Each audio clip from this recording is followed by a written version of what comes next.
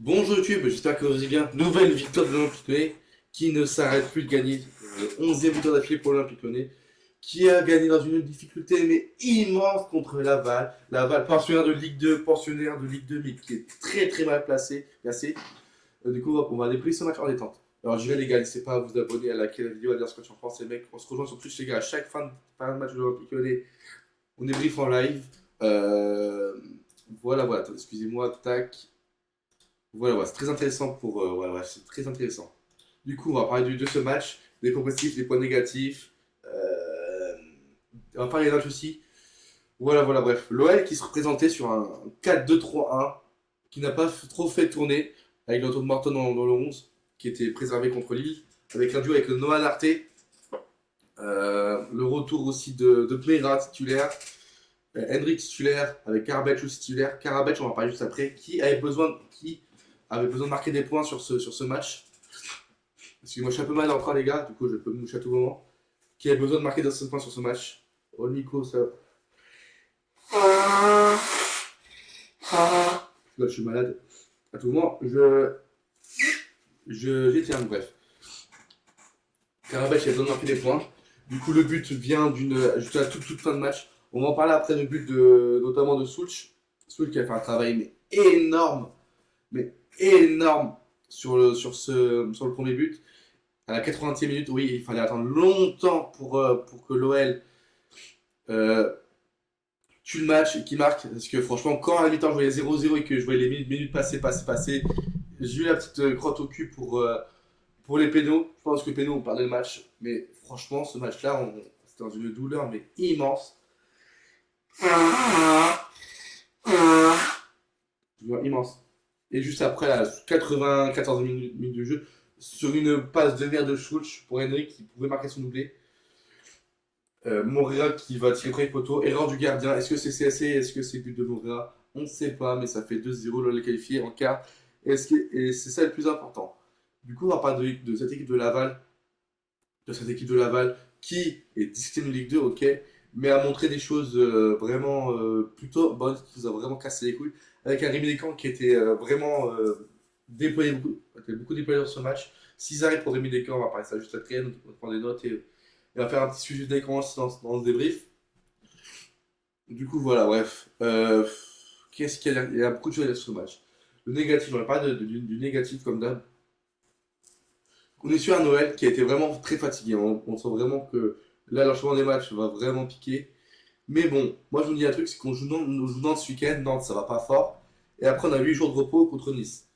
Les matchs plus importants, ça va être quoi? C'est Nice, Strasbourg et Marseille.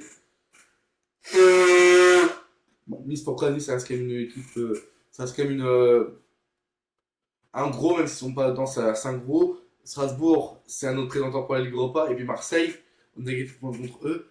Et en cas de victoire à la Beaujoire et en cas de défaite de Marseille, on passerait devant Marseille. Et le match dans 3 semaines sera très important. Sera très important. Mais je pense que le match de l'avant, ça reste Strasbourg quand même, mine de rien. Car Strasbourg euh, sont plus. Je pense que Marseille vont vraiment passer avec l'accélérateur sur cette fin de saison. Et on connaît l'effectif de Marseille qui est supérieur à celui de Strasbourg et celui d'une autre. Perso, je préfère au moins, comment dire ça, mettre plus en retard Strasbourg que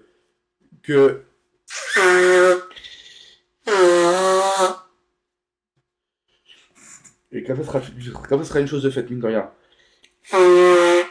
Ouais, les gars, je suis vraiment malade et je sens vraiment quand je parle, j'ai la voix et tout qui déraille un petit peu. Bref. Karabech, on va parler de Karabech. Oh là là, Karabech. Moi, Karabech, il reste quand même un joueur qui a des qualités, mais d'énormes limites. Vous connaissez sa qualité de centre, sa qualité de pied gauche, sa qualité technique, mais il y a des énormes limites, notamment dans sa vitesse, dans sa rapidité, dans, dans sa vélocité. On sait que Karabech n'est pas ce genre de là. J'ai le même profil, mais c'est pas suffisant. On a vu un Karabech début de saison qui était intéressant. Là, on voit Karabech depuis quelques temps euh, très très hier en nature. Et ce match-là contre Laval, qui était sûr de jouer en bloc bas, jouer en contre-attaque. Et on sait qu'Arabatch aime bien ce genre de match où on a la balle, on a la possession, où on domine. Et j'attendais vraiment dans ce tournoi-là. Et il m'a vraiment déçu dans ce match. Il m'a vraiment déçu. Un Karabatic, encore une fois, pas au niveau. Mais j'en veux pas car je pense pas qu'il y ait le niveau l'OL. Mais bon, voilà, bref. Négatif. Mata s'est fait avec beaucoup de mal, avec beaucoup de mal dans ce match. Il se fait bouffer par Camara qui a fait un gros match. Heureusement qu'ils étaient un peu, qu'ils étaient un peu maladroits dans le dernier geste. Euh, voilà. Et du coup, j'ai dit, on va parler du premier but dans un premier temps, du premier but dans sa globalité. On est sur un Souch qui résiste. Et Souch, on l'a vu sur le premier temps, qui n'a pas été bon. Il était plus sur l'aile gauche. Et Souch n'est pas ailier, c'est plus un numéro 10, un faux 9. Et on l'a vu quand il était dans l'axe, c'était beaucoup mieux. Mais malgré, même si c'était pas bon, il était quand même très intéressant dans le pressing, dans la défense, dans l'impact.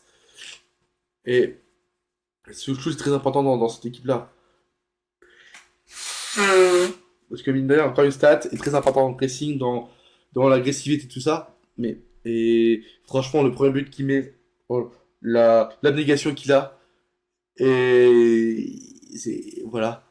Et j'en veux un peu, c'est sur la fin de match, enfin sur le deuxième, avant le deuxième but, la passe de Samuel Espace pour Henry, qui pouvait avoir une deuxième stat, switch. Mais non, du coup, Mora qui va marquer le deuxième but. Pareil aussi, un point noir aussi, pour l'instant, Moreira, j'attendais qu'il ne joue pas ce match, mais qui a joué quand même. Mais très grosse entrée de Moreira, encore une fois. Non, mais quelle surprise encore, Moreira, je le dis à chaque fois, c'est une énorme surprise qui joue à l'OL, enfin, c'est une des plus grosses surprises de cette OL-là. Perso, Moreira, j'attendais rien du tout, mais franchement, c'est vraiment intéressant, Moreira, c'est vraiment intéressant, waouh, bonsoir, c'est vraiment intéressant, Moreira. Encore buteur, mais je crois il est à 8 buts, non, 6 buts, 8 passés, une connerie du genre. Comment ça va? Bah, ça va, on débriefe le match de l'Olympique Lyonnais. Le débrief sera sur YouTube juste après. Du coup, voilà.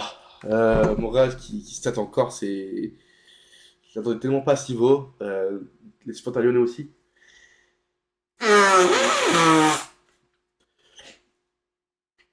Du coup, voilà. Mera, d'ailleurs, on va parler de Mera un petit peu sur ce match. Mera qui est beaucoup mieux. Je trouve un Mera, on trouve un peu le Mera de cette préparation. Un Mera qui est plutôt bon techniquement, qui est plutôt intéressant aussi. On l'a perdu Mera depuis le match. Souvenez-vous depuis le match contre Rennes, où Mera l'a senti vraiment perdu, soit tactiquement.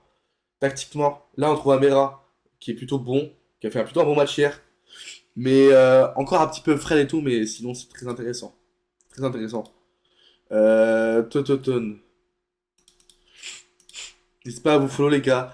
On met sur le match sera sur YouTube juste après le live pour voir tout le débrief et tout. Parce que je suis malade, du coup, j'éternue beaucoup. Bon, il y a de choses à dire, on est qualifié, c'est le principal. Hendrik, d'ailleurs, le but d'Hendrik qui passe encore dans tout le monde. On a encore parlé du but d'Hendrik sur les médias. Mata a été costaud. Mata a pas fait un bon match. Mata a perdu énormément de duels, a eu du mal contre Camara. Mais le but d'Hendrik a encore été médiatisé sur les réseaux sociaux brésiliens. Ah, franchement, c'est. Waouh! C'est un truc de malade quand même. Il a un but contre Laval en Coupe de France. Il fait le tour il fait le tour des réseaux sociaux. Waouh, c'est une dingue quand même. Ouais, bref, il y a quelque chose à dire. Je pense qu'on va passer aux notes, les mecs. On va passer aux notes. Merde, qu'est-ce qui se passe? Qu'est-ce qui se passe? Qu'est-ce qui se passe? Pourquoi je t'entends? Qu'est-ce qui se passe? Attendez, hop. Non, Mata pas faire un bon match. Après, bon. Mata, j'ai trouvé très en difficulté. On va passer aux notes. Hop. Tac. Hop. Tac. Voici notes, les mecs. Hop. Du coup, on va pas du match de camps. En tout cas, il n'y a pas de chose à dire sur ce match-là. C'est un match où Voilà quoi. Descamps 6 arrêts. Perso, homme du match. Ça me chagrine un petit peu que Descamps soit homme du match alors que tu joues une Ligue 2. Mais avec 6 arrêts, il fait des gros arrêts, notamment ses claquettes en deuxième mi-temps, le face-à-face en première mi-temps. Pour moi, Descamps, ça vaut allez, un bon 7,5. Très intéressant dans les prises de balle sur les centres, sur les corners. Ah putain, ça me saoule.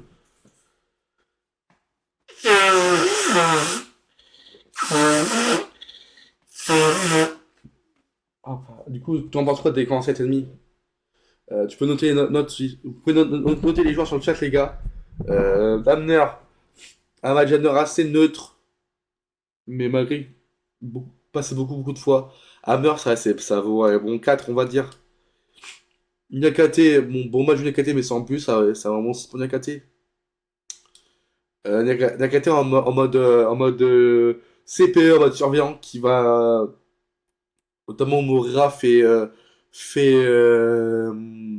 s'embrouiller à la fin. Mais voilà, Mata, bon, bref. Pas un bon match de Mata. Euh, il a perdu énormément de duels face à Camara avec de Laval. Je pense qu'il est fatigué. Je pense que Mata, il faut le préserver contre Nantes. Faire une défense centrale Kluivert, Nakate, mettre un Nice ici et puis Abner ici du coup. Abner va être cher jusqu'à que Tagliafico revienne. Mata, ça vaut 4. On va dire 4. Attebourg, bon, en soi, Attebourg, j'entends rien du tout. Il va pas dire en fin de saison, je m'en bats les couilles d'Attebourg. Il fait un mauvais match, hein. Mais bon, ça vaut, ouais, dire un bon 4. On va dire 4,5, je m'entends rien. Ouais, 4,5, on va dire rien. Narté, je sais pas comment noter le match de Narté. Euh... Ouais, c'est un bon 5 pour Narté, je pense. Ouais, 5,5, voilà, 5,5 pour Narté. Je trouve qu'il y a quand même des qualités chez Narté. Ouais. Morton, bref. C'est un bon match de Morton. Ça vaut un bon 6,5 pour Morton. Mera. Mera, bah, je t'ai parlé tout à l'heure, ça vaut un bon 7. J'ai touché le poteau pour un but de Mera, mais Mera, je trouve que c'est très intéressant. Switch, première mi-temps mauvaise. Et quand il est déplacé dans l'axe, c'était beaucoup mieux. Switch, ça vaut un bon. Ouais, c'est un bon. Ça vaut un bon. Ouais. Ça vaut un bon. Ouais. Avec une stat quand même, ça vaut un bon 6. Henrik, pareil, pas un bon match ensemble, mais c'était un seul qui propose du danger. Hendrik, ça vaut un bon, ouais, ça vaut un bon. Il a quand même un but, une passe d'écran même pour Hendrik. Ouais, c'est un bon 6 pour Hendrik. Souch, je pense que sans sa passe de merde, là, il a 7, 6,5, 7. Karabec, 3,5 pour Karabec. J'attendais un peu plus de Karabec quand même, mine de rien. Très en nature, mine de rien. Fonseca, osé lui s'enfiler. Il y a une bonne gestion de match et un bon coaching. Notamment remettre Clavel-Chous au centre. Fonseca, c'est un bon, ouais, bon 6 pour Fonseca. Les tops. On va mettre des grands top. Mention spéciale à Mera. Mention spéciale à Souch aussi, à Hendrik. Et puis à Morton. En flop, bah, Karabec, hein. Après, on pouvait mettre aussi Hamner. On pouvait mettre Mata aussi. Voilà quoi. Bref. The Rift n'a pas duré longtemps, d'ailleurs. C'est ce qui est paradoxal quand même, mine de rien. The Rift n'a pas duré longtemps. Du coup, voilà. Bref, on se retrouve du coup dimanche dans la journée pour les Rift contre Nantes. Peut-être dans la soirée, je sais pas, parce que dimanche, samedi soir, je pourrais pas live. Dimanche, je pourrais peut-être sera comment ça sera un débrief assez matinal, je pense, je sais pas. Dimanche matin. Peut-être au dimanche soir, je sais pas. Je voudrais les gars sur mes réseaux sociaux. N'hésitez pas à rejoindre la vidéo sur YouTube, les gars. Regardez tout le débrief. Euh, tout le débrief, du coup, le débrief sera sur YouTube, les gars. Il sera disponible sur YouTube. N'hésitez pas à regarder, à vous abonner à la vidéo.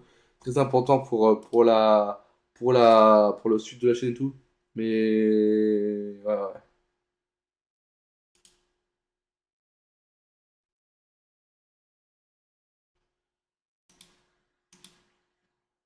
Ouais. Du coup, débrief contre Nantes. Après, il y aura des gros matchs. La réception de Nice.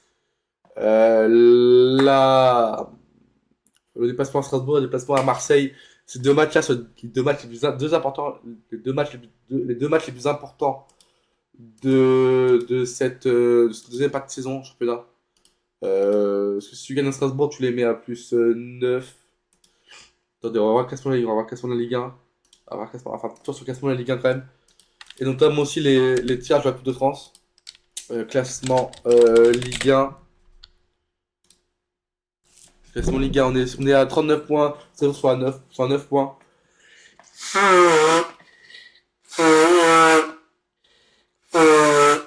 C'est parce que si tu gagnes, tu es à 42.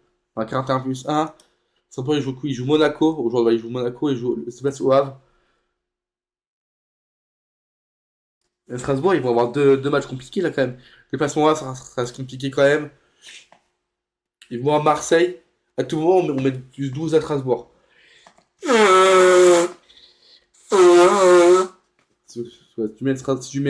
Si tu vas à Strasbourg, Strasbourg perd des points. Si Strasbourg perd des points, bah voilà quoi. C'est. Voilà. Mais après, ce sera Marseille. Marseille, ils vont jouer le PSG. Parce que si. Ah, par contre, c'est un mondial, c'est que. C'est le combat à Nantes. Le Marseille, il perd, on passe 2 à Marseille. On a 41 plus 1, Marseille 139.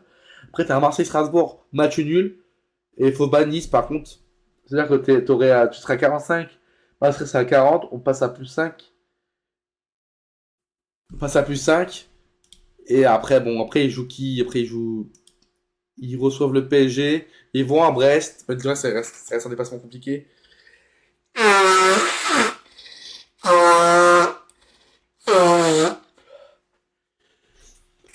Du coup, Marseille se passe au PSG.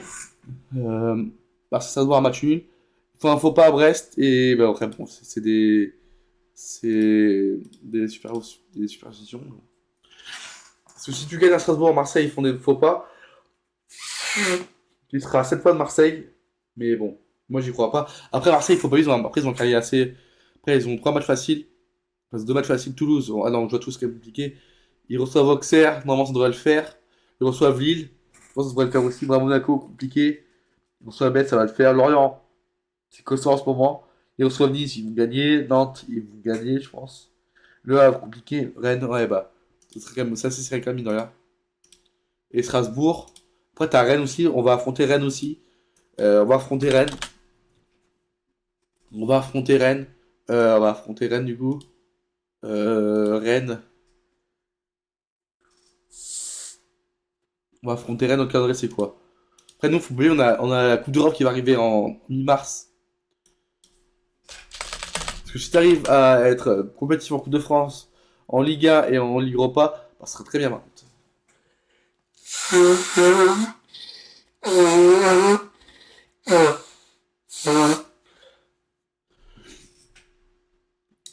Après Marseille, on reçoit le PSC, ça devrait le faire. On va le Havre, ça reste compliqué. On reçoit Monaco, on va à Angers, compliqué. On reçoit Lorient, on va au PSG, on reçoit Auxerre, pareil, le match contre Rennes. Les trois derniers matchs, pareil, ça peut être.